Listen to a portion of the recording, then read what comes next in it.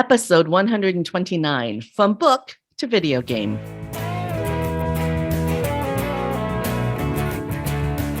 Welcome to Gratitude Geek, the relationship marketing podcast, helping micropreneurs find your micro-influencer magic. I'm your host, Kandas Rodarte, and this week I'm joined by dark fantasy author, JV Hilliard. JV is the creator of The Last Keeper and Vorden's Lair, books 1 and 2 of the Warminster series, and a partner in launching a blended reality video game based on his books. Welcome, JV. Do you mind if I call you Joe? You can call me Joe you want, and thank you very much for having me. I appreciate the opportunity. So tell us your unique story. How'd you get to where you are? So, it starts when I was a kid.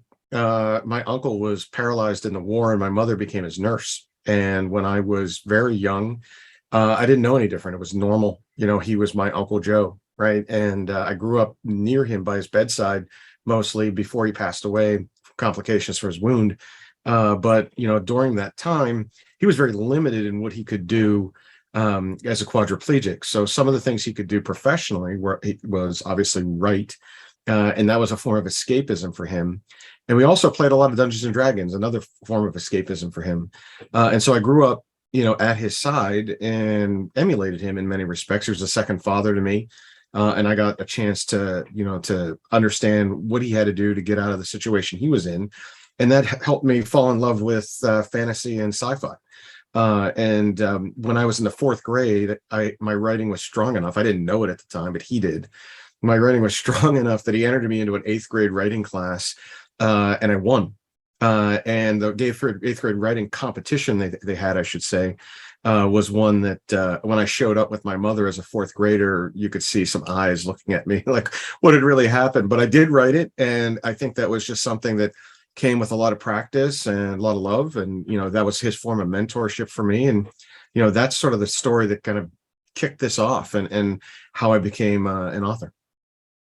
That's a great backstory. So just briefly, was it the Vietnam War? It was. Yeah, he was a Marine, and he came back before I was born.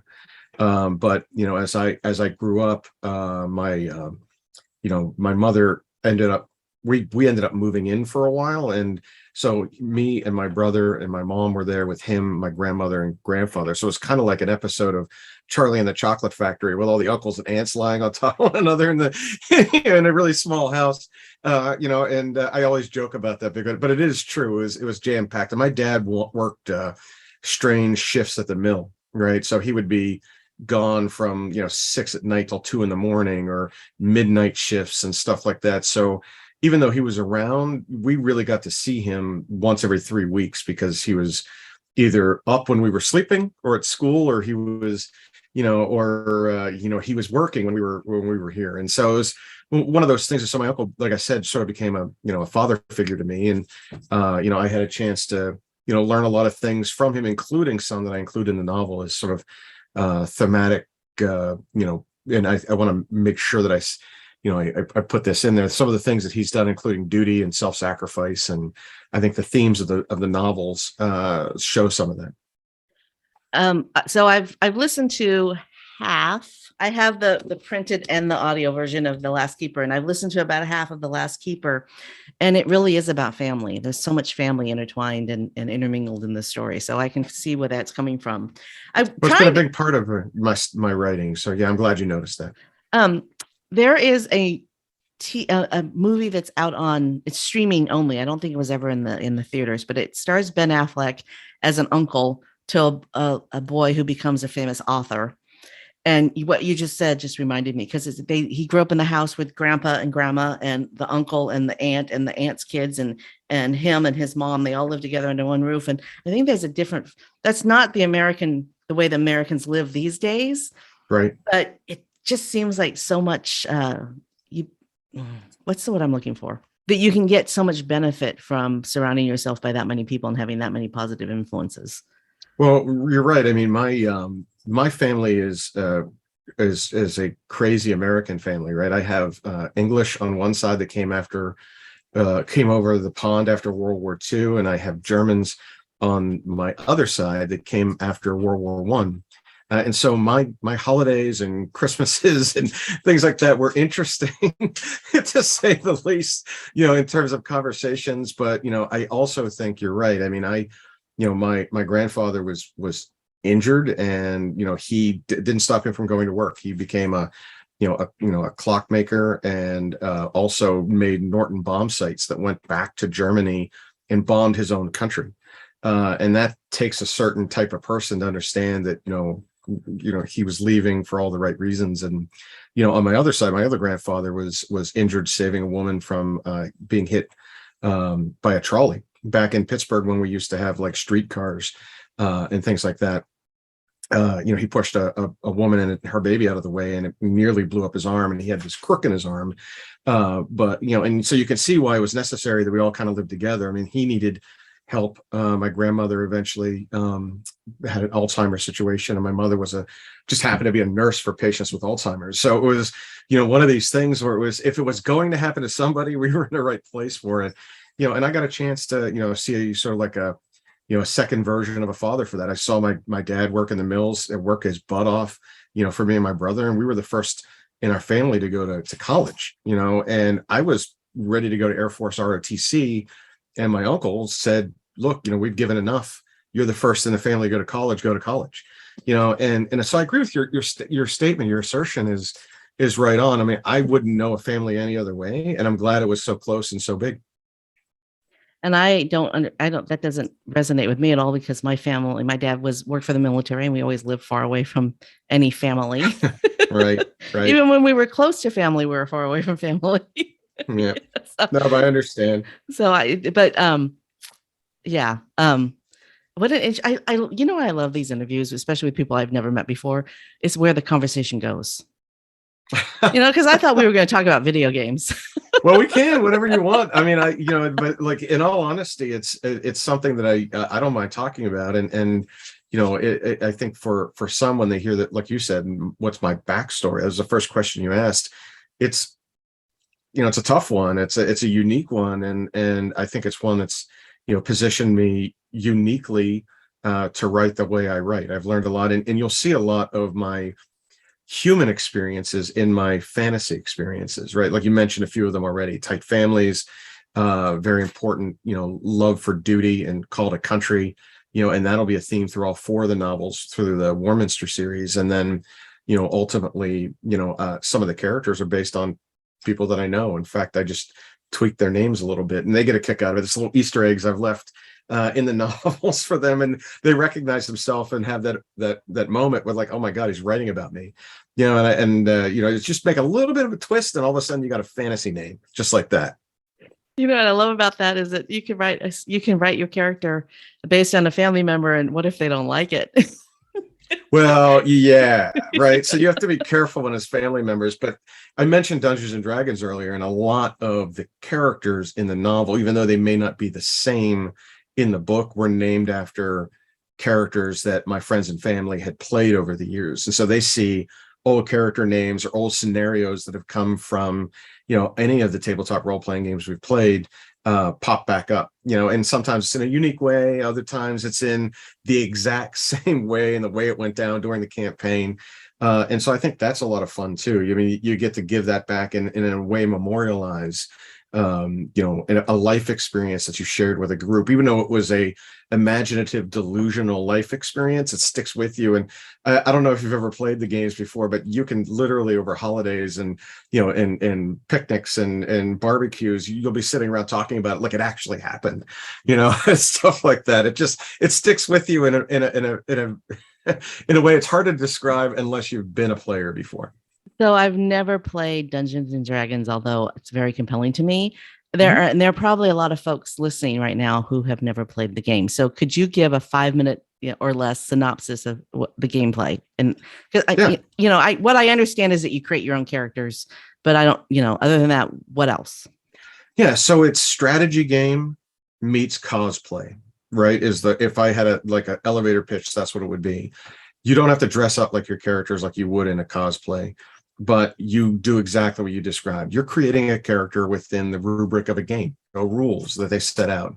Some of those characters are big and brawny and they fight with swords and shields. Others are sneaky and they sneak around and they backstab people, and or others are wizards or they're healers. And you can choose whichever class you want to play. You can make your character any race you want to play it. And so, you try to do something that you think is going to be fun. And usually if you're playing the game right, it lasts like a year or two as you level up like you would in a video game, right? So the same things you're doing there, you complete a screen or you complete a module, and then the next one happens. Your character is better, stronger, faster, has more power as it goes on to the next and the next and the next.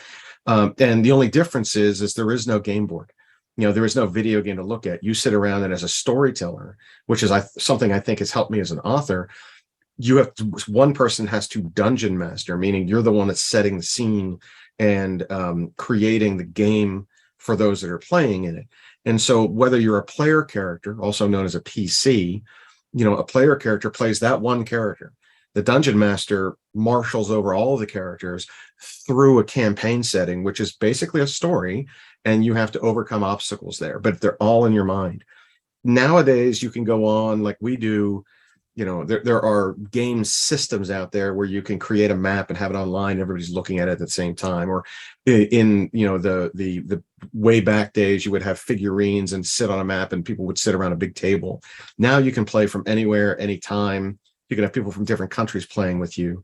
And I think what makes it so unique is it allows folks to find that level of escapism I mentioned before. You sneak out of yourself, and you can become somebody else for 6 hours, 4 hours, how many ever hours it is. And then the game starts and stops. It doesn't end like a game of Parcheesi or chess where you shut it down. You can come back to it and you start up where you left off. So I hope that helps. That does help. Okay. I am a video game player. You get it then. Not so much now as before, but I have a persona online, and there are people who only know me by that name. And so I think it's the same thing. Well, it's not, in very rare instances, people from way back in the day when things were a little different than they are now. I have Facebook friends who only know me by one name, but now they know my real name, right? Right. But the more time goes by, the less I would think that I would share my real identity with the people that I play with. Yeah, right? It's weird how that's happened, right? Where like in the beginning, it was like, hey, let's share this out. And now all of a sudden it's like, whoa, you see all the craziness that's happened because of social media. And you can hide behind these. I know people that have like 30, 40 of these different things. And they like literally in my business, it's not uncommon. And you'll see the marketing aspect of this. A lot of authors write many different things. They're just out of genre for them. So where I am a fantasy adventure author, people that read fantasy adventure hopefully will get to know my name. But if I decided that I wanted to write romance, the JV Hilliard name might not translate to the romance category so well.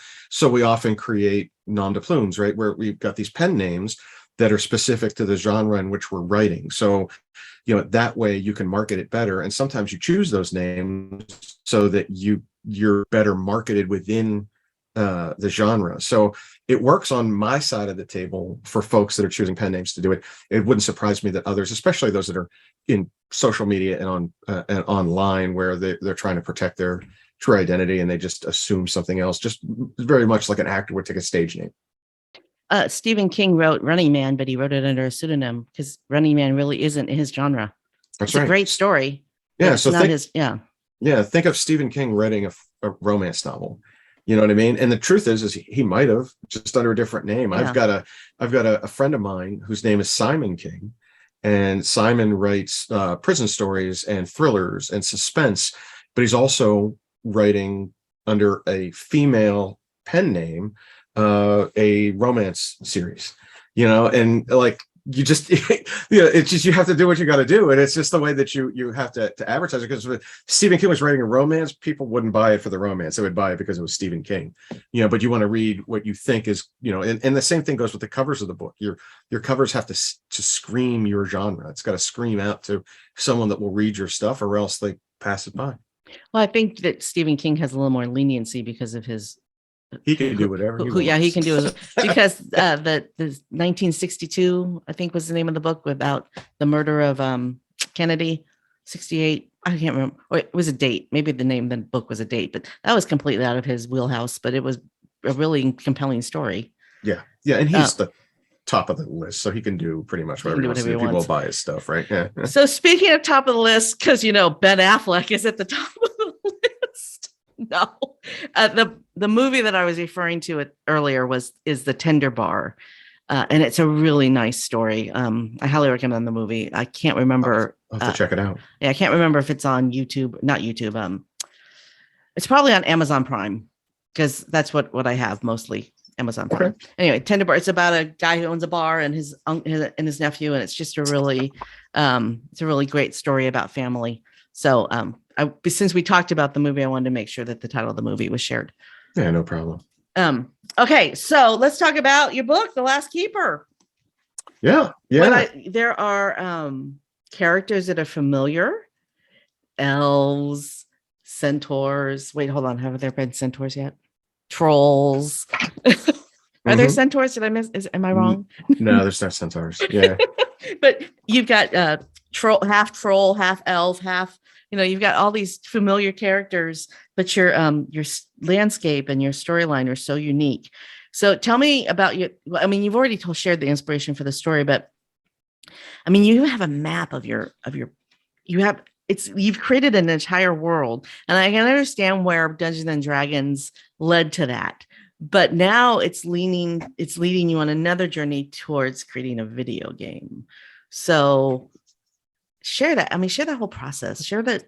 Yeah, sure. So as I mentioned earlier, a lot of what I started writing was epic fantasy. And when you write epic fantasy, you have to pull and borrow from those that did it best. And you take a look at the J.R.R. Tolkien's of the world, or the George Martin's of the world with Game of Thrones.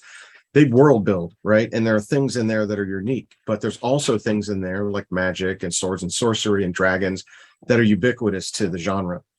So I chose a few things that may be ubiquitous and gave them my own personal spin. So my elves are not really Tolkien elves, or they're not Dungeons and Dragon elves, but they're Vermilion elves or Raven elves or Dale elves, and they all have a specific abilities that they have from being from different areas of the realm. But I also think that if you look at those masters, they've all created maps, they've all created glossaries, they've all created backstories. And I think fans of epic fantasy like to see that kind of stuff. They like to see, maps and details. And so if you go to my website, you'll be able to see not just the map of the realm, but then you can also dig deeper into the stories of the various families, the houses, the royalty, the nobility. And in books 2 and beyond, we're also going to have family trees and a glossary of terms that allow people to pick up where they left off and remember those things. Because as you mentioned, there's a lot of names in my book. Epic fantasy, you have a tendency to do that because you're talking about someone's grandfather and then their father and then the main character. And so there's a lot of, you can dig deep. And I think, fans, again, expect that kind of stuff. And that's where that really started from. But to your other part of the question, I was approached about 6 months ago by a video game company called Melderverse. And Melderverse takes its name from two properties. One is it's a metaverse company, which is becoming more and more relevant as Web 3.0 gets closer and closer to really being a reality. And then secondly, the meld part, comes in where he's melding metaverses together. And one of the things he wanted to do was to create a video game that would include stuff that you can do on your computer, or a Pokemon Go aspect, or a Harry Potter aspect of augmented reality, and then the video stuff that you would find with Oculus or other headset devices, and make a blended reality game. So you could play it at any stage, whether you're sitting in front of your computer, you're sitting in, or you're out at a restaurant, or you're in your game den with your headset on. You can play any and all aspects of it in all those ways. And what he was looking for was a realm that he could license, and one that would lend itself to one of these games that are going to go on beyond one single game. They're always going to have updates. And so when he found me, he had asked me, would I be interested in licensing the game? And at the time I was just on book 1, but now that we see book 4, he's got literally 4 generations of the realm of Warminster and then beyond to do that. And there's plenty of characters in there for your avatars to meet while they're in the game. And there's also, plenty of quests to complete and treasures to be won, and you follow along the basic plot lines of the novels, not exactly to the word, but it's a video game in its first stage, and I think I might be the first author to have that. I'm not sure. If not first, I'll be one of the first to have this sort of blended reality game, and he expects that alpha to be done sometime this in Q4, maybe around December of 2022. And so he's going through proof of concept right now, including testing of that proof of concept, and then beyond that, we'll go to a beta, and then sometime 2023, mid to late 2023, we'll actually see the first run of the video game there. So we're about a year away, but it was something I didn't expect. We had never seen coming, and bang, right there. And I was like, yeah. And so to your point, I was able to take all that stuff I put together just to add meat to the bone of the story, and it turned into a business opportunity. Immediately I started thinking about J.K. Rowling and Harry Potter and the Harry Potter movies versus the Harry Potter books. And they started making those movies before she was done writing the series. Mm-hmm. And so as they made the movies, they had to make sure that they didn't do anything in the movies that would, prevent, that would change the outcome of the books. So I can see that what you're doing is similar. You've got 4 stories already written, which and one game written, and then the iterations of the next games are going to come out in order, I guess. Yeah. And so you could just keep going. I mean, you don't know where the story is going to end, because you can just keep developing and spin off. Yeah, I think that I can answer that question in 2 ways. I mean, from an authorship perspective, I mean, you even though I want the series to end and have some finality to it, if it's popular and if people like it, my hope is that the characters grow beyond that, and we can either do backstories and origin stories, or we can do the next set of them, right? Like Star Wars started at book 4, and and then jumped back to the prequels, and then finished up here, and it's still going on. We won't talk about those prequels. I don't even know what you're talking about. It's like the Highlander movies. After the first one, I'm not sure they ever existed. I think we can all agree to that. But the so in this case, I think the benefit that Melderverse has in adopting this as a blended reality game is there's so much material there that even if I'm not there, they can do stuff in other parts of the realm. Even if you took a look at that map, you'll only see it's in book 1, I only really cover a third, maybe a quarter of the map. There's other things going on in other parts that if we needed to jump into, we could, and develop those out in concurrence with the novels, or we can develop them independent of the novels. There's a variety of ways we can skin that cat. And I think that, we're just in the beginning, the nascent stages of it. So it'll be a good problem to have if we get there, but right now I'm hoping that the first game is successful. So as a marketer, my brain is already on fire. I have a friend, Diana Botsford. She was one of my very first podcast interviews. So there will be a link to that interview in the show notes, listener. So Diana writes tie-in novels for Stargate. Oh, cool. And I've consumed, I don't know if you can tell or not, but I have a little bit of an affinity for some Star Wars. Rogue One, hashtag Rogue One. Yeah. But just a little. I really enjoyed listening to the tie-in novels. I would listen to the story. My husband and I would listen to the books when we were taking road trips or whatever. And we got really invested in these characters, Jason and Jaina Solo, who don't exist in the movies. Yeah. Well, they wrote the Solo kids. They wrote them. They're no longer canon. I don't know how you do that. They were good novels too. Jaina Solo could star in 10 movies. She's such a good character, but we're just, that's a completely different conversation. Anyway, all of those novels are written by different authors. That's right. Right. Yeah. So you could be the George Lucas of this video game, right? You could be the man who created created the universe, and other people could take it, and you could get paid, a residual from them taking your universe and writing stories. Well, yeah, technically your marketing mind has it correct. Right now, at the starting line. I haven't even left the gate, but you're not thinking big enough, Joe. Yeah, you're not thinking big enough. But in my head, I think big. So like I've had people contact me about writing fan fiction. as weird as that might sound, it's a debut novel from a debut author. And I've had people ask me about certain characters, and you have to kind of say, look, I can't stop you from writing fan fiction, but I would prefer that you at least let me get through the first series so that you can find out what happens to those characters. But I've had people ask me for backstories on some of the minor characters, people that I didn't expect that they'd ask me for, that could be small novellas. And in the same way that, like, Timothy Zahn is writing the Thrawn stuff for Star Wars, or Salvatore, wrote the book, that, where Chewbacca, I don't want to be if you haven't read them, I'm not gonna be a spoiler alert for you, but you're right. You've got these other authors that do that. And I mean, in a grand scheme, sure, that would be a perfect way to kind of marry them up and have folks do that. But I also think just the inspiration you get from people that contact you, that give you ideas, and they're honest. They're like, why did you do this to this character? Or I don't understand why this happens. And I found myself finally on the opposite side of the table. It was like when Daenerys Targaryen turned bad, in Game of Thrones. And you're like, how did that happen? How did you let that happen? And it's the same thing in a much smaller way. I get a couple of emails, not millions, like I'm sure the show got, or Martin himself got. So like, there's a lot of that kind of stuff that I think is, possible. And let's just see how far this goes. I was just humbled to have the opportunity to look at licensing it for a video game, because in all honesty, it's its own business. One of the things I found out is being an author is your own business. You are the brand, and your books are the product.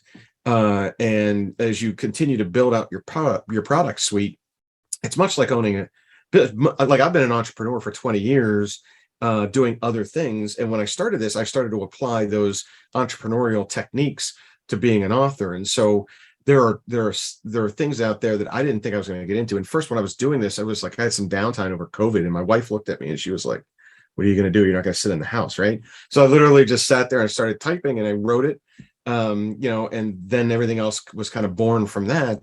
And now it's like a second business. It's like, it's not a sidecar. It's not a hobby. If you want to be successful at it, you got to go out there and you got to hit conventions, and you got to, to be on social media, and you have to, do what things that you can do to market and advertise your book. And you got to do podcasts like this, and, spread the word and get people to listen to you and listen to the story, and, or like the author, and then, follow along and see if they like the books. That is so true. What else did you, from being an entrepreneur, what else did you learn from being an entrepreneur that you applied to your author business? Yeah, sure. So a couple of things. First of all, I didn't know much about being an author until about 3 years ago. And it was a crash course, right? I took this novel that I had put together and I gave it to a friend of mine, who is a professor, to read. And she said, this is publishable, but you're going to need a development editor, and you're going to need a copy editor, and then you're going to need someone to design your cover. And then you should really think about having someone who knows how to write a blurb for you. And then you got to find a publisher, or you can publish it yourself. And then you've got to figure out ways to, do rapid release, which I didn't even know what that meant. To me, rapid release was an aspirin. And what it really turns out to be is, in this grand new form of independent authorship, when you get to Amazon, there's an expectation that readers don't want to wait a year for the next book. They want something in the next month, or at worst the next quarter. And when you write epic fantasy, that's hard to do. So you have to find the right publisher. As part of that, someone that's going to work with you, and then you have to negotiate royalties. And some of the big houses won't even look at folks like me because we don't have a following yet. So you start to build your YouTube followers, you start to build your Twitter followers to make yourself relevant, so that these bigger houses will come by and potentially buy your contract out from a smaller publisher. Or you make a decision on whether or not you want to go indie and do all this stuff yourself, and then it's all you, and it's out of your pocket. And it's how much you want to invest in it. And that's the kind of thing I learned, is it's a balancing act. There are things that my publisher will do, and then there's things she won't do. And if I want those other things, I've got to do them for myself, and that's out of my pocket. I'm investing in my business in the same way that I would invest in any other business. It's sunk capital, and in many ways, depending on what you do, you can fail at it, right? There are times when something you've invested in doesn't go as well as you think, and you expected a different outcome. And other times where the smallest of things make a difference, right? And so you learn from your mistakes and make it better next time. And so what I've done is I've created my own budget. I work with my publisher on hers. I want to make sure that I am doing my best outreach as possible for marketing my book. So I'm doing the podcast circuit, I'm going to the conventions, I'm doing the library circuit, the bookstore circuit, anything I can do to promote myself. And like I had an event a couple of weeks ago, there were 2 people at it, 3 if you count the librarian. And hey, that's 3 more people that have my book that didn't have it before. Was it the best use of my time? No, but it was the right use of my time. It felt good. And those people bought the book, and those people are going to read the book, and they're going to tell other people about it. And, and that's the kind of thing you have to learn to play in this space. And that's what I've been spending the last year doing, is becoming a better businessman within my authorship. That those 2 people may know somebody who knows somebody who knows somebody that leads to something else. That's exactly right. Right? They told me, the woman that was there told me that her son works at Twitter, and he's in San Francisco, and there's a lot of things, like he knows people. And the second woman came to me and wants to be part of my writing group. She shared with me her stuff, and she should be a writer. There's no doubt. I mean, she has the chops to make it happen. And so I referred her to other people that can help her become a writer. And because she was writing fantasy, even though it was more YA than epic or dark, I can help her to some degree. And sometimes those things, you never know, right? Networking is a big part of any. I would not have gotten this chance to do the video game if it wasn't for networking, right? It was a guy that came to it was 20 people at a library, and he showed up that night and said, "This is really cool. This is exactly what I'm looking for. I found you. We live in the same city. Let's go and do this." And he convinced me to take a look at the business model. And I shared it with my IP lawyer, and we're like, all right, this is the way. If you can do it this way, we're in. And in the last couple of months, it's worked itself out, and now we're off to the races. So as a marketing coach, I teach my clients that the most important thing that you can do is network. And you just reiterated, I mean, you never would have met that guy from Meldiverse if you hadn't have gone to that event with 20 people. That's right. Right. And did I make no, I made $400 at that event. You know what I mean? But the point was, I made a lot more based on him showing up. And then it's people that around him. My voiceover actor for my audiobook we're working together on a separate project. I've got him in. He's going to be the voice talent for the video game. And, it's just knowing other authors, they've got other advice. You have to listen, and you're building your community. And in the beginning, you just have to look at it as, this is my downtime. This is my business. This is where I'm spending my own human capital. This is where I'm spending my own, true capital. And, eventually when you get to that 3rd or 4th book, that's when you're hoping it, like the hockey curve, happens and you take off. But the more you attend the cons and those kinds of events, those big conventions, the more the people who run the conventions get to know you, especially if you're going to the smaller ones. In the big ones, you could get lost, but in the smaller ones, that's where the magic happens. And I'm saying this from a person who has attended big cons and little cons and been a vendor at big cons and little cons. So actually, I've never been a vendor at a big con, just little cons. But you meet the other vendors, you meet the other you meet the showrunners, you meet the different people. And at those smaller events, you don't know what the connection is that you're going to be, you don't know. Like at one event, we were in a booth next door to a couple of people who ran a really big convention, and they just happened to also have a product that they sold. And that was a really good connection. I mean, I met Diana Botsford at a convention and we became friends. So you just don't know. The value of attending something unless you actually attend it. And even if you don't make any money, there could be something that comes from something, it. there's a benefit that comes from that benefit that you're not going to know if you don't go. Yeah. And I had the exact same thing happen to me. I was at a comic book store for National Comics Day, and there was a very well attended crowd, a very large comic book store. And a guy that was walking out came over to me and said, "Hey, I make videos. And do you need a book trailer?" And he came over and showed me his Star Trek and his Jurassic Park videos that he had made just as samples. And he's now making my next 3 video trailers. And that's, and he's a local guy. We got to talking. He's talented. You look at his resume. He's done stuff all over the world. I would not have met him if we weren't comic book geeks together. You know what I mean? And I've had people do, he's actually creating a figure that's going to be used in the book trailer that I got fan fiction done. Someone, not fan fiction, but fan art. Someone drew a character of the antlered man, the one of the monsters in the book, that's what they saw it as, and then he brought that to life. And I connected the two of them. So one guy that does like caricature living and another guy that does movies together, and they're all working together to create the prop that's going to be used in my book trailer. It's just, that kind of stuff happens. And sometimes it's like, hey, I'll do this for you, you do this for me. Other times it's money exchange, but it's those friendships that'll lead to other contacts. In a book, you have, other than what's ever on the cover, you just really, it's your imagination that creates what the character looks like. And so I think it might be better if a fan creates your artwork, because then you know what you've described, right? Exactly right. So you're looking at a cover I had zero to do with. Literally, I get more compliments on that cover, and people think that I designed it. I didn't do anything. I got my copy editor came up with the idea of this, sort of heavenly creature with the white eyes, which is Damus Alaric. And with the castle, the bridge in the background, alongside Ritter, who's standing on the bridge, and Ritter's falcon, and all of a sudden you've got this magical cover. And I went to a cover design artist.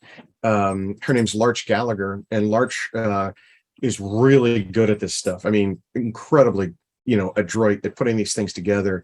And so I went and I talked to Larch about doing the cover. And that was her interpretation of his interpretation of my interpretation.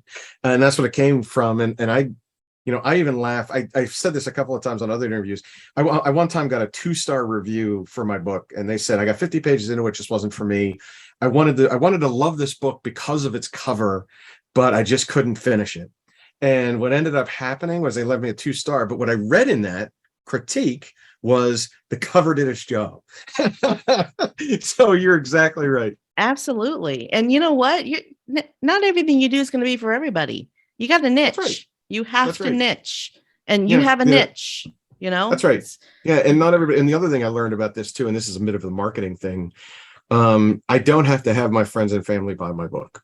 Sometimes people that buy your book, buy it because they know you, they like you, they love you, whatever. They're doing it as a favor. But the people that are my real target audience, I don't know. You have to cater to them, and you got to meet them at those conventions. You've got to meet them at the libraries. They're coming to see you at the bookstores, and it's that networking that builds loyalty to the brand. And they're going to come and buy the next and the next and next because they met me and I spent time talking to them. And we've talked about the characters, we've talked about the plots, they've emailed me or whatever, or contacted me on social media. And I think those are the kind of things that help with well, at least from my perspective, it's helped me as a new author. So my husband and I, we really enjoy listening to sci-fi, and a lot of times we listen to it together, or he'll listen to the story and I'll listen to the story, and then we'll talk about it. And we have a favorite author in the sci-fi genre. His name it's Joshua Dalzell. So my husband and I really enjoy. Have you ever read any of his books, Joshua Dalzell? No. Okay. So he writes sci-fi space opera kind of stuff. Sure. And so I engage with him on Facebook. I follow him on Facebook, and he's always really open. And I'm not a Facebook person, so I'm not on Facebook that much, but he's always very open. He always tells what's going on. He says, this is why the next audiobook isn't out yet. He's always really, really candid. And so it makes him a human, right? And we know his story. We know that he was, in the Marines, in his real life. We know who he is because he puts it out there. And that makes him a person, even though I've never met him, I don't know him. I enjoy his books, but I feel like I know him because of the way he engages with his audience. Yeah, right. And that's so important to do as an author. And I'm sure you're doing it too. Well, I love it. It actually energizes me. Even if people say something that they don't like, it's a learning experience, right? Like you pick up, or I've had people complain about a variety of things in the book, or the direction that I tell them I'm heading. And you learn from that, right? And you become a better author because of those experiences. But it energizes me when you get out there and someone comes up and they want you to autograph their book, or you go to I went to a different comic book thing it was a role-playing game day, RPG day, just a couple of weeks ago, and 70 people stopped by to see me that I would have not have met. I got every one of their emails. I've already contacted all of them. I'm telling them about the second book that's coming out in August, like all those kind of things. And you just leave there and they're like, they came to see you. Like yeah, sure, they were coming for comics, but they were there and they spent time. They could have easily walked out. They didn't have to talk to me, but I engaged with them or they came up to me. And a lot of these folks too, I think that, authors have a tendency to be very good observers, but also on bulk, we are an introverted group. And I know it's hard for some to flip that switch and go out and even do a podcast like this, where you're talking about something I don't know what you're going to ask and kind of freeze up. For me, I've never had that problem. If you can't tell, I have a tendency to speak what's on my mind, at that time. And, whatever, torpedoes, damn them. But like that's the idea here, is that, you've got to do that. You've got to have that content that even if they're coming up and they tell you and you say, well, I didn't see it that way. I'm sorry, that's not the way this book goes. At least they've got to say their piece. And, I'll give you one experience about the video game thing. I have to slide this in because it's just exactly what you described. So we're at this, we found a D&D club, and there was about 30, maybe 40 people that get together like once, twice a month. And they play in the back of this D&D store, very much like you would play like Magic the Gathering or Pokemon or that kind of stuff. And we were introducing them to the concept of the blended reality game. And I spoke on behalf of the author who is spawning the metaverse. Jay, who's the CEO of the company, spoke on behalf of the technology. And we went through in 10 minutes. We don't interrupt your game, anything like that. But what do you guys think? And the first person didn't even raise his hand. He said, oh my God, that's a horrible idea. I'd have to leave my house. And you're like, and you realize for us that split second that you've got the most brutally honest opinion about what you're doing. And we backed him up. We were like, well, wait a minute, you could play this game on a computer. You don't have to leave your house. If you want to collect the tokens that will allow you to do things, you can get things in other places when you visit libraries or you visit one of our sponsors, or you go to another game store, you'll be able to use a QR code and get it. But, they wanted to see a game that was based around their reality, which was their house, their work, their local game stores or LGSs, right? They didn't want to see it be commercialized. They didn't want to see, hey, you open up a chest in the game and you get a free coupon to Subway, but that's, there's a trade-off there between commercial retail and the dollars that come with that versus playing and placating those that like the genre, the game, and in my case, the books. So it was a very interesting experience, but I think you drilled it. You drilled right down on it. Tap dead center. So you open a chest and you get a coupon for Subway. If you're a gamer, people listener, there's a video game that came out very recently, Diablo Immortal, and it made some huge number, like $12 million in its first month or so. I mean, some absurd number. And then some people buying stuff to make their characters, level up. But the idea of somebody sponsoring the game so that you can play the game and not have to invest your own money is really appealing. I mean, that's a model that a lot of games use, where there's sponsored you watch a video, you get a prize, right? Kind of thing. Mm-hmm. I love this idea. Well, yeah, that's the unique aspect of this, right? It's both a game that you can use in real life. So if your character goes and slays the dragon and you recover the treasure chest and you open it up, there's going to be things in the Realm of Warminster video game that will benefit your character. You get a higher level, you get a badge, you get a new skin, you get a new magical weapon that you found there, you get treasure that you can spend in the game, but you also get a chance to take stuff that you find there and spend it in the real world. So if we do get sponsors, which we already have some, the concept is you're going to get their customer relation token. It's a form of an NFT that you can redeem when you go to their store. You can redeem it online. You don't have to go to their store, but they're able to track that traffic because it comes into them and they say, okay, this came from the game. That token has that number, and so we know it came from Realm of Warminster. That's how many people we're getting. So they know how much business we're generating from them. We're getting, the licensing from that and some of the deal agreements that are there, and the people that are playing the game get the benefit of that. So, and the idea is to find stuff that, of course, our members are going to want, like GameStop or perhaps something that for local game stores and things like that, or anybody that's going to redeem things for food or coffee or whatever it might be. So at the national level, you want to target the Subways, the Starbucks, the sporting goods stores that will give you discounts or freebies. But by the same token, you want to get stuff in the game because you're really playing the game to level up your character and have fun, right? It's an entertainment venue.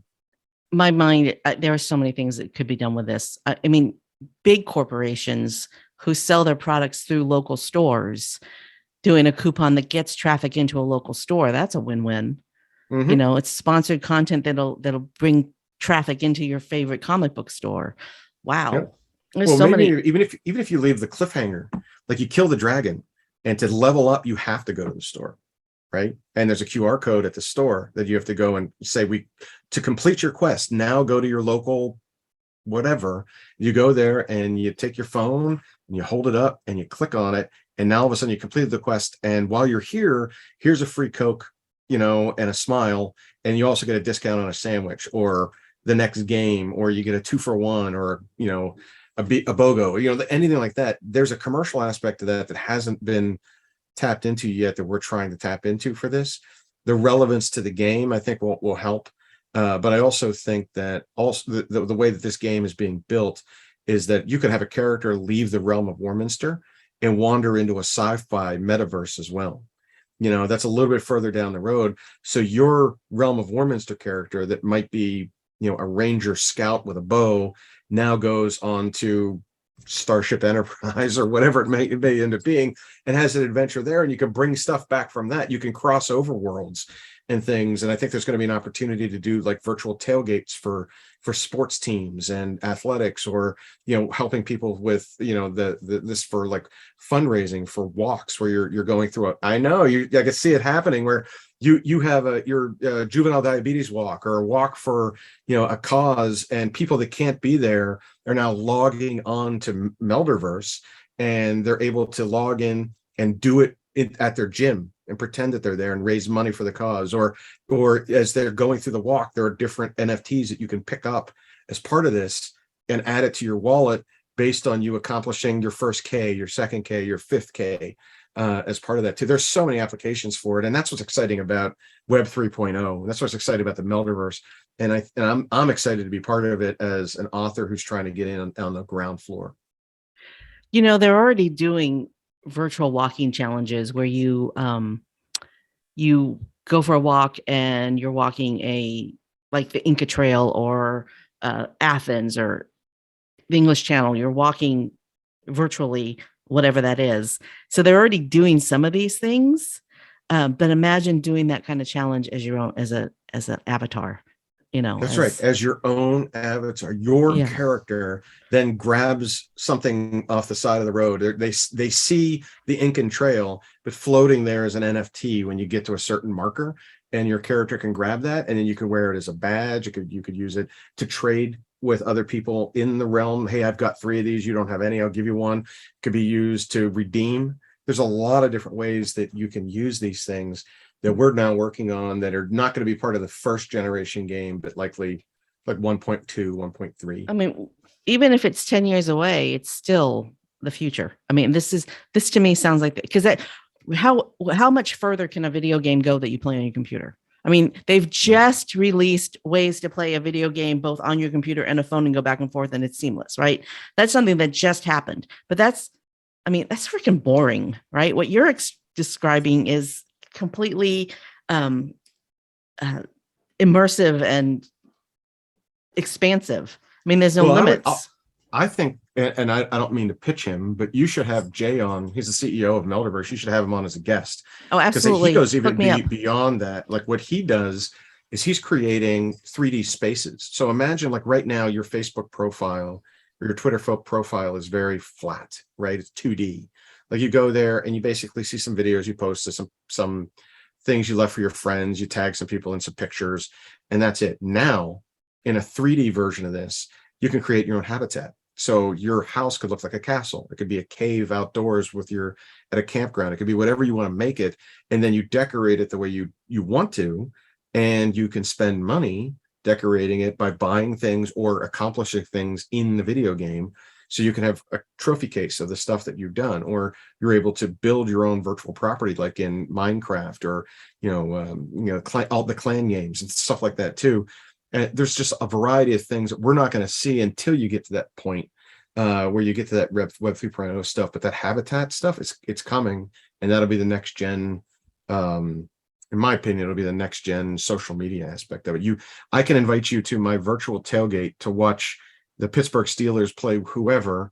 You can come and visit me in my tailgate, and there's 20 other people there that I don't even know that just came to my tailgate. We get to know them, and then they some of them are wearing Philadelphia Eagles jerseys, and stuff like that. And you eat a virtual beer or drink a virtual beer, and when you do, you now get a token that gives you a discount on your next case of Miller Lite. There's so many cool things that you can run through this, and you can see how you can get fan engagement, you can get player engagement, and how that crosses over into commercialism. The future of capitalism, right there. Okay, I God, I don't want to say this, but we need to start thinking about wrapping up. Okay, so I have 2 questions left. The first one is, offer 3 tips of advice for somebody who is thinking about being an author, who wants to become an author.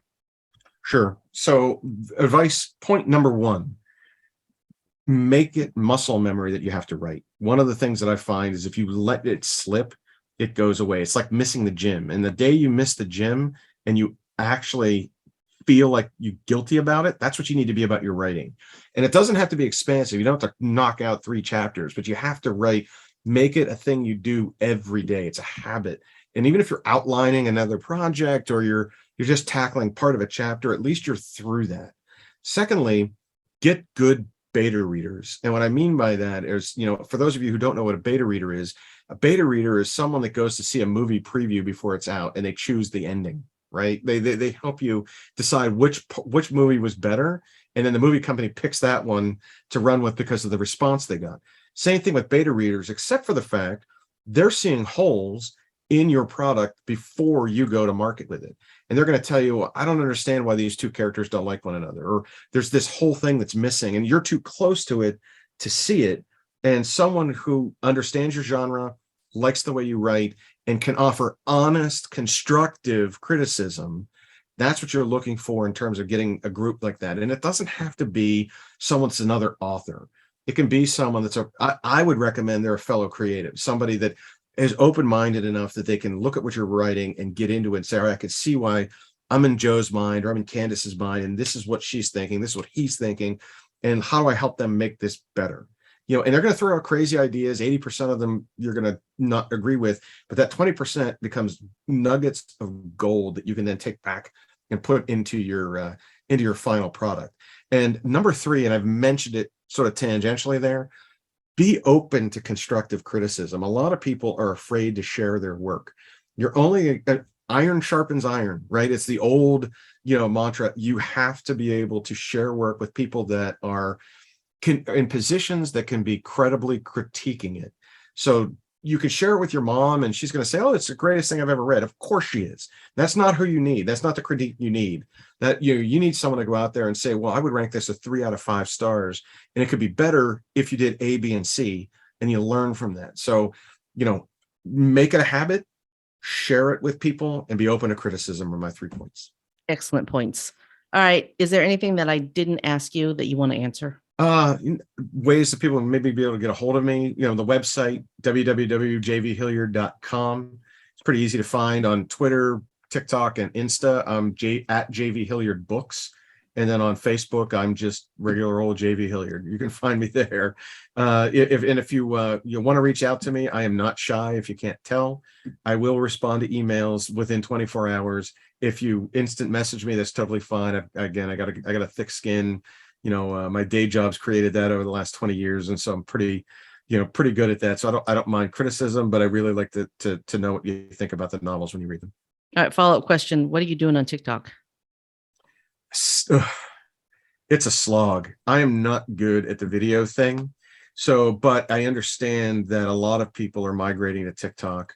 And so the concept is to continue to create video content that people will watch in consumable bites that's relevant. So the the algorithm theory behind it is to follow people that are having reader watch parties or other authors or other readers, because they'll follow you back. And then to be, again, vigilant in creating content, not just the 140 doing. I look back and I realize how much I struggled when I first got into working with Twitter. It's just not my personality to be on social media all that much. And now it's gone from me typing, which I'm really good at, to me doing videos, which I don't want to do, and so you got to find things to make other videos. So I use it to advertise my appearances and where I'm going to be. I, will offer advice on it. I will respond to other people. So it's just another venue through which people are seeking, to do their, to spend their, entertainment dollars. And I hope that they find me and buy my books through it. I've never been on TikTok, not a TikToker. I'm a marketing coach, and the fact that I haven't embraced TikTok. I've gotten there because I've been beaten down. Yeah, I was like you. It's like, I don't want a Facebook page. I've never been on Facebook. And now you realize that you've got 2,000 people following you on Facebook, and I've got almost 9,000 people following me on Twitter.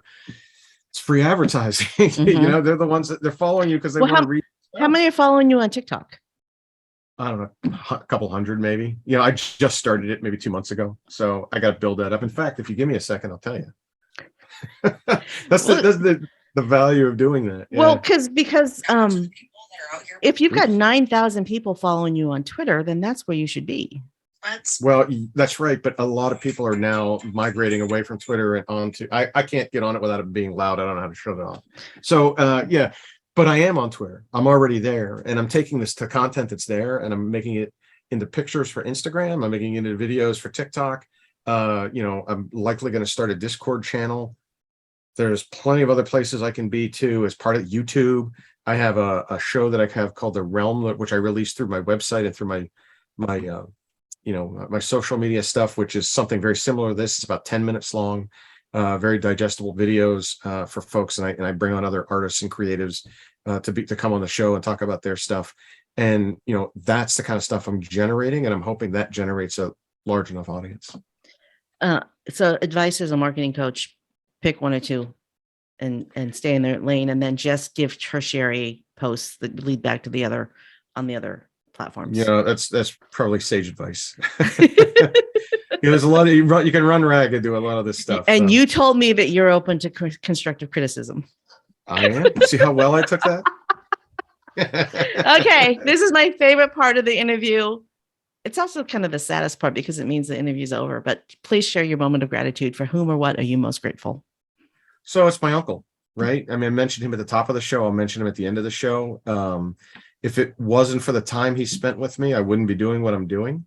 I wouldn't have played Dungeons and Dragons. I would not have developed a writing and communication skill at a very young age and translated into a very successful professional, tool that I've used to build my businesses. And now coming full circle back to authorship, being able to memorialize some of the games we played 30 years ago, or 20 years ago, and taking those characters and bringing them to life in a way gives him a level of immortality. And so I'm very grateful for the time he spent and, the bond we had before he passed. Thanks for joining us this week for Gratitude Geek, the relationship marketing podcast, helping micropreneurs find your micro influencer magic.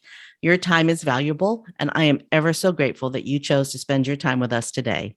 Be sure to check the show notes at gratitudegeek.com, episode 129, for links to all the groovy resources mentioned today, and of course, to connect with JV Hilliard. And while you're there, why not subscribe to the show on Audibles, iTunes, Stitcher, or any of your favorite podcast players? Our theme music is Track 14 by Rev Brock and Solely. I've been your host, Kandas Rodarte. Join me on my mission to spread gratitude, sow seeds of appreciation, and harvest a bounty of generosity and kindness. Stay groovy, my friends.